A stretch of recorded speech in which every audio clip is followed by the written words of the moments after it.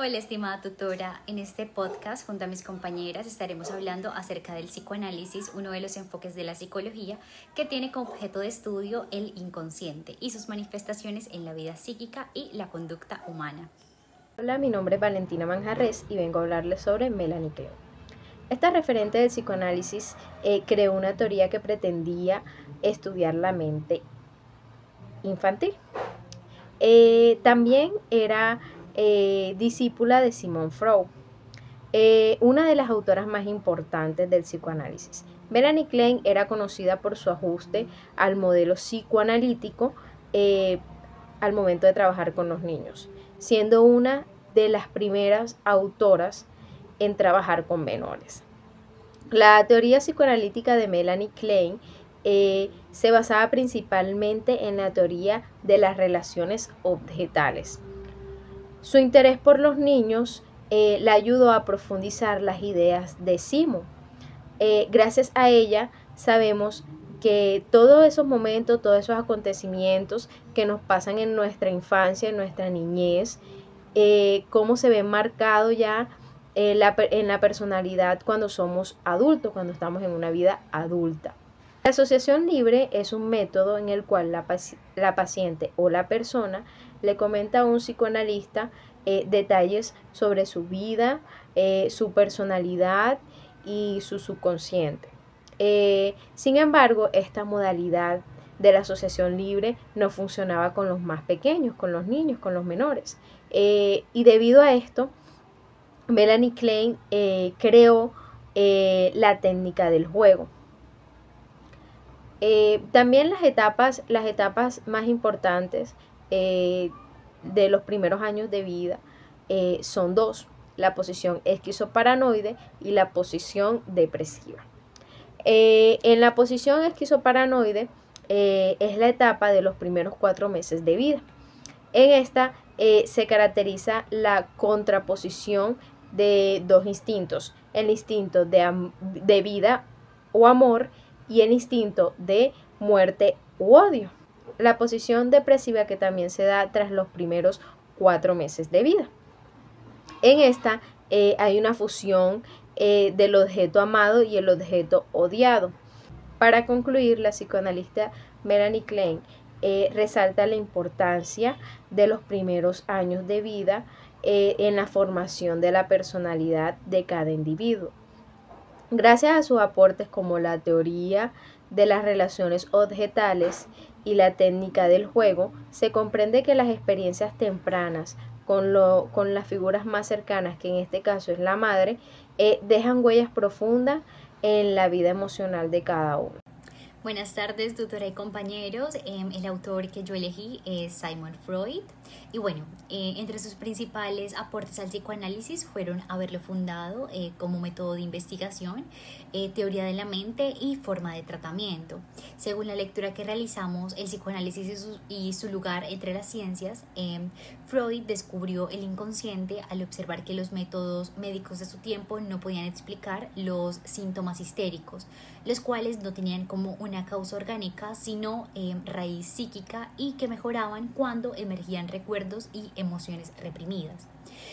Otro aporte fundamental también de Freud fue el método de asociación libre, donde el paciente habla sin censura lo que pasa por su mente y el analista interpreta estos contenidos bajo la lógica de transferencia.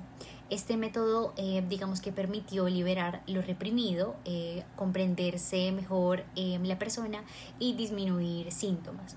Freud también destacó el papel de las experiencias tempranas, pues digamos que los deseos y las negativas infantiles dejan una huella en la personalidad adulta y al quedar reprimidos pueden reaparecer disfrazados en los sueños. De hecho, digamos que uno de sus principales aportes o de los más influyentes fue también su teoría de los sueños, considerándose por él como la vía regia al inconsciente, ya que en ellos se expresa, digamos que de forma simbólica, esos conflictos infantiles y deseos reprimidos. A través de su análisis, digamos que es posible descubrir significados ocultos que no aparecen en la vida consciente. En cuanto a sus teorías, Freud también propuso primero, digamos que la teoría tópica, que divide la mente en consciente, preconsciente, e inconsciente, mostrando que una gran parte de nuestra vida psíquica, digamos que ocurre fuera de la conciencia. También formuló la teoría estructural como también en tres partes, que fue el ello como fuente de impulsos y deseos, el yo como un mediador con la realidad y el superyo como la conciencia moral. También expuso la teoría de las pulsiones, entendiendo que todo comportamiento está motivado por necesidades internas que buscan satisfacción. Y desarrolló la teoría también de la teoría del desarrollo psicosexual, como digamos, esta teoría básicamente explica cómo la personalidad se forma a través de 5 etapas. Digamos que estas etapas están como ligadas al placer, que es la oral, la anal, la fálica, la latencia y la genital. Y finalmente habló de los mecanismos de defensa como estrategias del yo, como represión o la negativa, que permite manejar la ansiedad y digamos que también los conflictos internos. En este episodio abordaremos las principales contribuciones de Carl Jung al psicoanálisis. Carl Jung fue un pensador que participó en la obra de Freud, desarrollando una perspectiva distinta a la mente humana, centrada al inconsciente colectivo de los arquetipos y el proceso de individuación. El objeto del estudio del psicoanálisis tiene como término general como estudio el inconsciente y su influencia de la mente y la conducta humana, analizando cómo los contenidos reprimidos, los símbolos y los conflictos internos determinan la personalidad y la experiencia del sujeto. Conclusión. 1. Jung amplió la psicoanálisis con el concepto de inconsciente colectivo, explicando la conducta humana desde lo cultural y lo universal. 2. Su propuesta de individuación planteó una visión más integradora de la personalidad enfocada en el equilibrio psíquico y la autorrealización.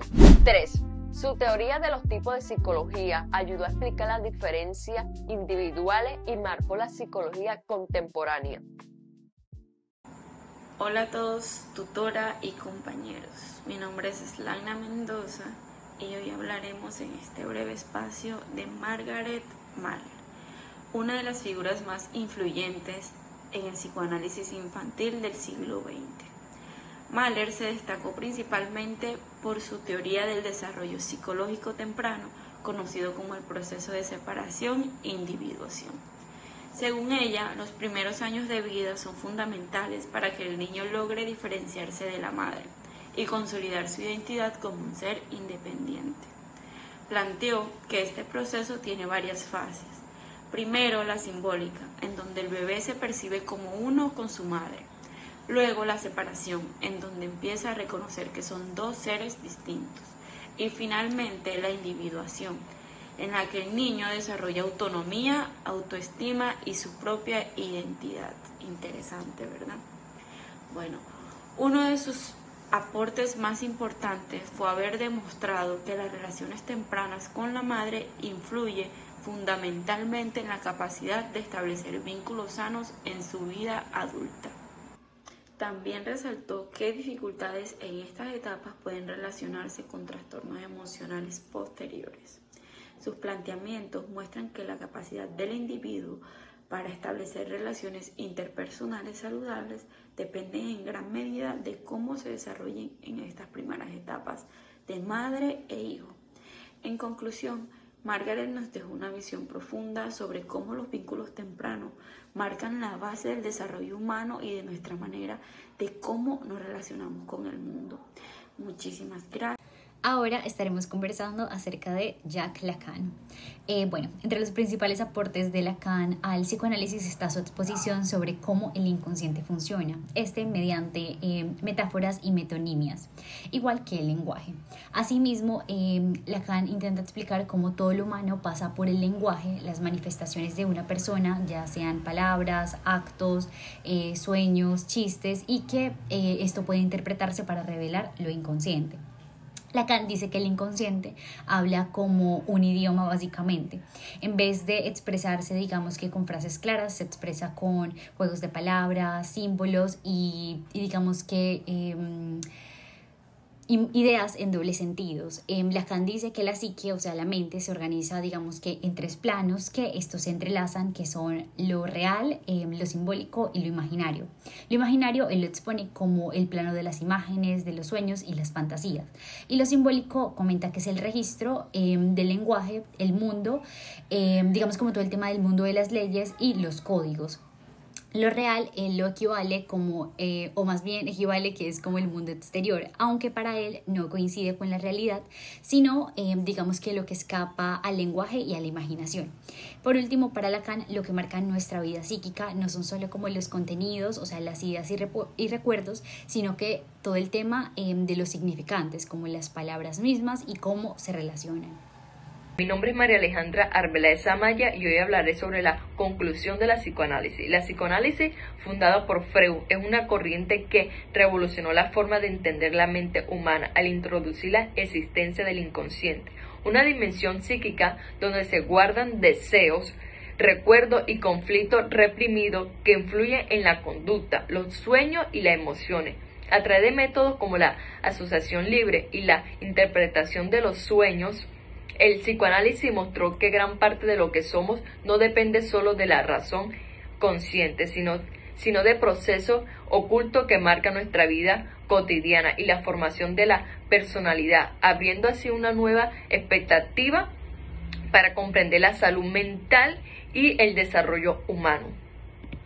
Como bien sabemos, el psicoanálisis es la teoría del análisis que se les realiza al inconsciente de las personas para entender o comprender un poco más su comportamiento y su manera de pensar. Carl, que al alejarse de Simon, nos introdujo un poco más sobre lo colectivo.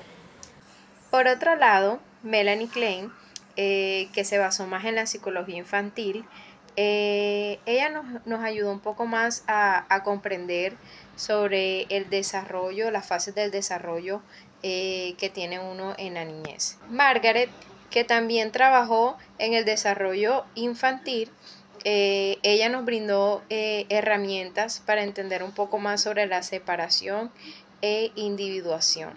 Estos autores no solo abordaron las complicaciones del inconsciente, sino que también humanizaron el proceso terapéutico, reconociendo la importancia de la relación entre terapeuta y paciente.